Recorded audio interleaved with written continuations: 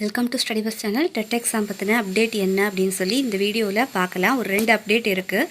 Dead சிறப்பு மதிப்பெண்கள் தொடர்பாக தற்போது தேர்வர்கள் மத்தியில் அதிகமாக பேசப்பட்டு வரும் ஒரு தகவல் பற்றி தான் இந்த வீடியோவில் பார்க்க போகிறோம். ஃபர்ஸ்ட் வந்து பார்த்திங்கன்னா, ஒரு முக்கிய விஷயம் என்னென்னா, இதுவரை இது குறித்து அதிகாரப்பூர்வ அரசாணையோ அல்லது டிஆர்பி அறிவிப்போ வெளியாகவில்லை. தற்போது பேசப்படும் தகவல்கள் வந்து பல்வேறு கோரிக்கைகள் மற்றும் ஊடகங்களில் வெளியாகியுள்ள தகவல்களின் அடிப்படையிலானவை மட்டும்தான்.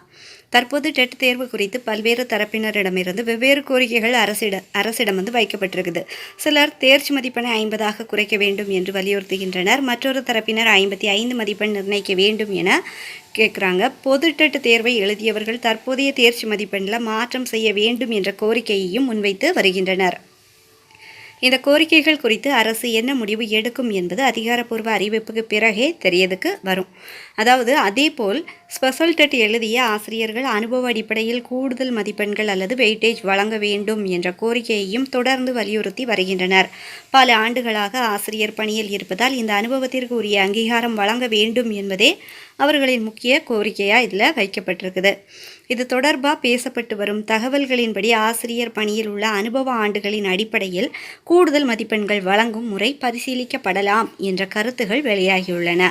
இருப்பினும் எத்தனை மதிப்பெண்கள் வழங்கப்படும், யாருக்கு வழங்கப்படும், எந்த விதிமுறைகளின் அடிப்படையில் வழங்கப்படும் என்பது குறித்து இதுவரை எந்த அதிகாரப்பூர்வ விளக்கமும் வெளியாகவில்லை. அடுத்தது வந்து பார்த்திங்கன்னா, தமிழகத்தில் பகுதி நேர ஆசிரியர்கள் தொடர்பாக மிக முக்கியமான தகவல் ஒன்று வெளியாகியிருக்குது. சுமார் 12,000 பகுதி நேர ஆசிரியர்களின் எதிர்காலத்தை தீர்மானிக்கக்கூடிய முக்கிய அறிவிப்பு வரவிருக்கும் தமிழக பட்ஜெட்டில் வெளியாகுமா என்ற எதிர்பார்ப்பு தற்போது ஆசிரியர்கள் மத்தியில் அதிகரித்துள்ளது. தமிழக அரசு பள்ளிகளில் 2012ஆம் ஆண்டு உடற்கல்வி, ஓவியம், கணினி அறிவியல், இசை, தையல், தோட்டக்கலை, வாழ்க்கை கல்வி உள்ளிட்ட பல்வேறு பாடங்களுக்கு ஆயிரக்கணக்கான பகுதி நேர ஆசிரியர்கள் தொகுப்பூதிய அடிப்படையில் நியமிக்கப்பட்டனர். அவர்களில் தற்போது சுமார் 12,000 ஆசிரியர்கள் தொடர்ந்து பல ஆண்டுகளாக பணியாற்றி வருகின்றனர். இவர்களில் பெரும்பாலானோர் 16 ஆண்டுகளுக்கும் மேலாக அரசு பள்ளிகளில் சேவை செய்து வருகிறார்கள். ஆனால் இதுவரை பணி நிரந்தரம் வழங்கப்படவில்லை என்பதே அவர்களின் முக்கிய கோரிக்கையாக இருக்குது. தற்போது பகுதி நேர ஆசிரியர்களுக்கு மாதம் ரூபாய் 15,000 தொகுப்பூதியம் வழங்கப்பட்டு வருகிறது. இருப்பினும் தங்களுக்கு காலமுறை ஊதியமும் நிரந்தர அரசு ஊழியர்களுக்கு கிடைக்கும் அனைத்து சலுகைகளும் வழங்கப்பட வேண்டும் என்று ஆசிரியர்கள் தொடர்ந்து வலியுறுத்தி வருகின்றனர்.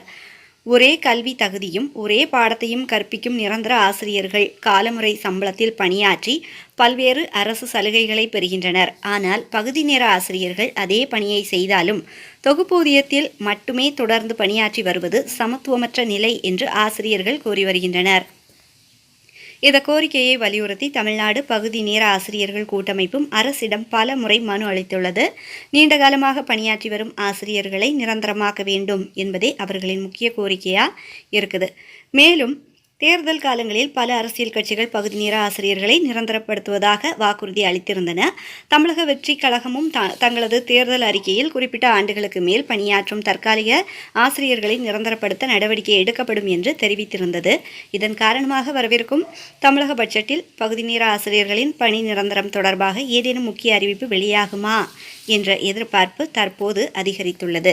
அதேபோல புதிய ஆசிரியர் பணி நியமனங்கள், பள்ளிகளின் உள்கட்டமைப்பு மேம்பாடு, ஸ்மார்ட் வகுப்பறைகள், ஆசிரியர்களுக்கான நலத்திட்டங்கள் உள்ளிட்ட பல்வேறு அறிவிப்புகளும் இந்த பட்ஜெட்டில் இடம்பெறலாம் என்ற எதிர்பார்ப்பும் நிலவுகிறது. இருப்பினும் இதுவரை அரசு தரப்பில் எந்த அதிகாரப்பூர்வ அறிவிப்பும் வெளியாகாமல் இருக்குது. தற்போது வெளியாகி இருப்பது ஆசிரியர் அமைப்புகளின் கோரிக்கைகள் மற்றும் பட்ஜெட் குறித்த எதிர்பார்ப்புகள் மட்டுமே. எனவே தமிழக பட்ஜெட் தாக்கல் செய்யப்பட்ட பிறகு பகுதி நேர ஆசிரியர்களின் பணி நிரந்தரம் குறித்து அரசு என்ன முடிவு எடுக்கிறது என்பது தெளிவாக நமக்கு எல்லாத்துக்குமே தெரியறதுக்கு வரும். இந்த தகவல் குறித்து உங்கள் கருத்து என்ன? பல ஆண்டுகளாக பணியாற்றும் பகுதி நேர ஆசிரியர்களை நிரந்தரப்படுத்த வேண்டும் என்று நீங்கள் நினைக்கிங்கன்னா உங்கள் கருத்துக்கள் என்ன அப்படின்னு சொல்லி கமெண்டில் சொல்லுங்கள். மேலும் இதுபோல் அப்டேட் ஏதாச்சும் இருந்துச்சுன்னா நம்ம ஸ்டடி பஸ் சேனலில் அப்லோட் பண்ணுறோம். ஷேர் பண்ணுங்கள். இந்த நியூஸ் யூஸ்ஃபுல்லாக இருந்துச்சுன்னா அப்படியே லைக் பண்ணுங்கள். மறக்காமல் ஹைப் பண்ணி விடுங்க. அப்போ தான் நிறைய பேருக்கு ரீச் ஆகும். சப்ஸ்கிரைப் பண்ணி வச்சுக்கோங்க. தேங்க்ஸ் ஃபார் வாட்சிங்.